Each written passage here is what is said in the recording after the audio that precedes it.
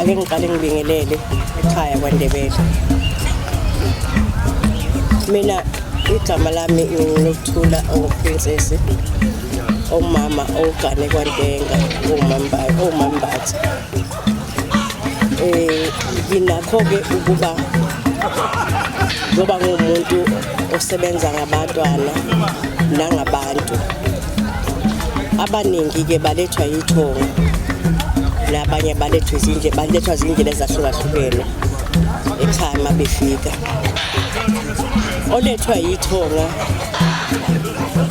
umehluko kakuba ufika ekhaya eyihayizela yena. Uma eseyihayizele esefikile ekhaya, angiveni mane nje ukuthi bese ngithi hayi mhlambe bese ngithi yidlozi, ngoba okungenzeka ukuthi uyahayiza ngiphethe isiguli esithile esimphethe esingamenza ukuthi ahayize.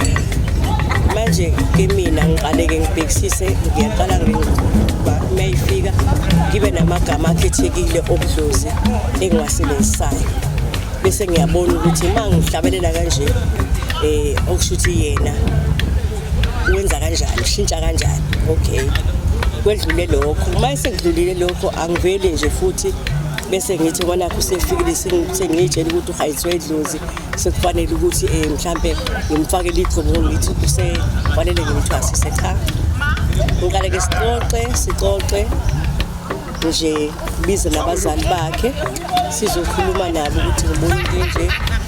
Kwesinye isikhathi-ke ngigcine sibonisana naye futhi ngingakamenzi ukuthi kuba nendlela-ke yokuhamba engeke ngikwenze oluwumuntu logobongo engeke ngifuna ukwehlisa ngalo ukuthi uma ngabe ngimnika lolu khamba kuzokwenza kanjani. Ngiqale-ke ngihambe ngiyomgeza ithunga, ngimgeze nje, ngimhlambulule, ngimfake esihlambulweni, ngimuse nasemanzini, ngiyomgeza. Kuvuleke nje, kube nomehluko ukuthi indlela yakhe kahle kahle nje beyelapha iyona yiphi. So umuntu akuvele nje ukuthi noma lapho usefikile ebese uyamthatha ufake emagubungweni seyisangoma njalo. Cha, kunomehluko omkhulu kabi ohlukayo.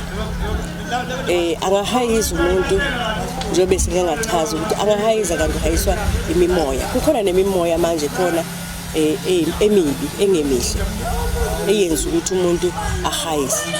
Kukhona nemimoya emidala eyayikhona emandulo, ipoliyana, ozizwe, yonke lento eyezenziwa izandla zabantu. Kodwa lokhu kwedlozi kuba yinto ekhethekile, ngoba uma phethi njengoba sibila kwaNdebele ngize namhlanje ngimbuyisa, kunegxathi elikhulu kakhulu elenzekile empilweni yakhe.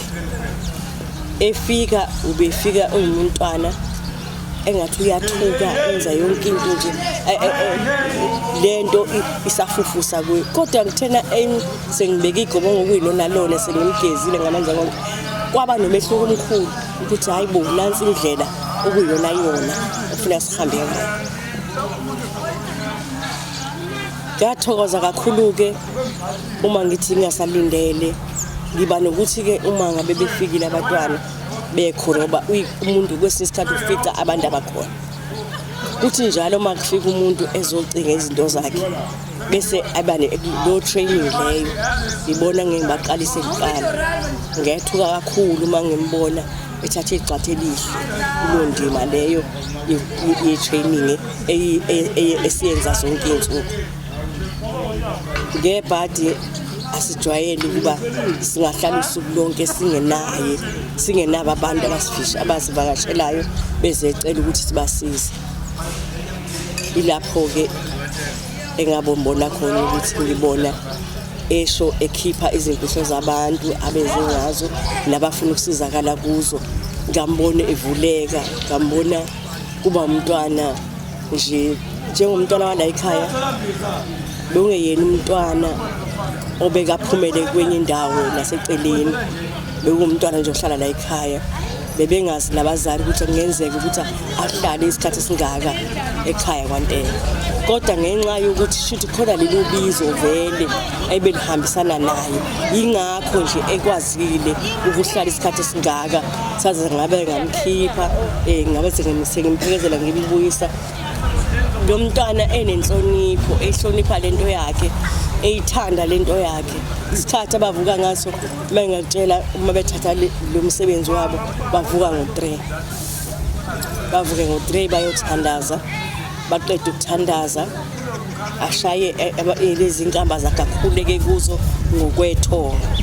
Siqale sikhuleke ngokukaThixo, sicele nakuNkulunkulu uqobo ukuthi abasikelele abaphe okuyikhona khona noma abakhombise ukukhanya lokho esekufikile kubona. Bathi mase beqedileke ukukhuleka ngokwaThixo, siphinde sikhuleke ngokwamathonga. Baphinde bakhuleke, mabeqeda ukukhuleka bayahamba bayogeza. Noma kwesikhathi bagabe bageze bayihlambulule ngamachibi amanzi abandayo, ngoba lo manzi lawo nalelo gobongo lelo elibandayo yilona elenza ukuthi abe nepower. Ipower ukuthi ke inika olenda amandla, azizwe nje ukuthi umbone noma ehamba ukuthi akukho lapha asokole khona, akasokole ndawo. Yilapho ke engibone khona usiphethile uMakhosi namhlanje. Angisezukusho ukuthi usiphethile namhlanje, sizothi uMakhosi Ndebele.